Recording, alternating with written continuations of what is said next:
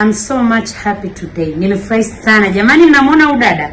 Alikuja Mwanza mwaka juzi. Tumeonana mwaka mmoja na miezi mingapi imepita? Minne. Alikuwa na kilo 130. Ngapi?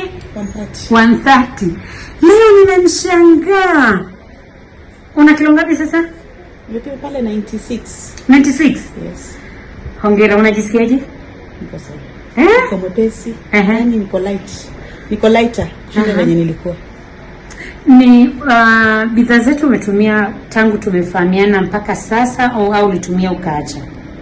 Nilipokuja Mwanza nilitumia. Hamna siku. Wakati ule iliisha tu ni venye ulikuwa unanitumia bado. Zilikuwa imeisha alafu ndio ukaniwekea kwenye gari. Na kwanza nikushukuru. 1 week. Kuna wagonjwa uliwatuma kuja Tanzania. Da. Yeah. Kuna mmoja nilimhudumia Dar es Salaam, wawili niliwahudumia Mwanza. Yes. Unakumbuka walikuwa na nini?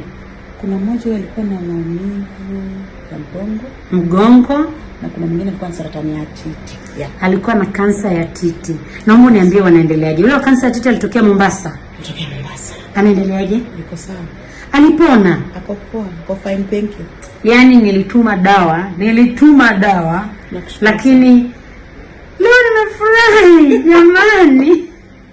Yaani nimefurahi sana. Aisto ninatamani kulia. Na wanaweza kuja wakaniona hapa. Sote basi niwapigie juu sasa ilifaa nione. Nikuja confirm. Venye kwa hapa alafu nitawaconnect. Una kipi cha kuongelea juu ya bidhaa zetu na huduma zetu? Bidhaa zenu mimi nimezitumia products.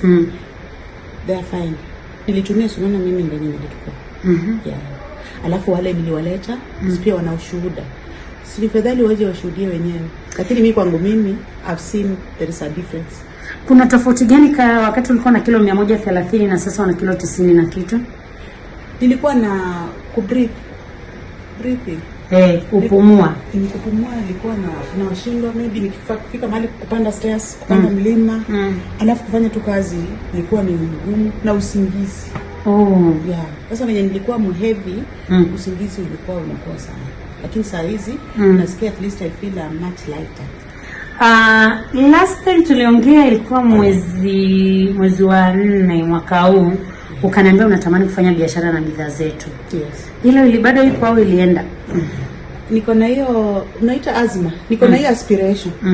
Kama tutazungumza then atujui itakuwaje. Nimefurahi sana kukuona. I swear upon the God. Nimefurahi sana kukuona. Jamani, alikuwa ananipigia na ananiambia nakuja. Nimemuona kwanza nimemsahau.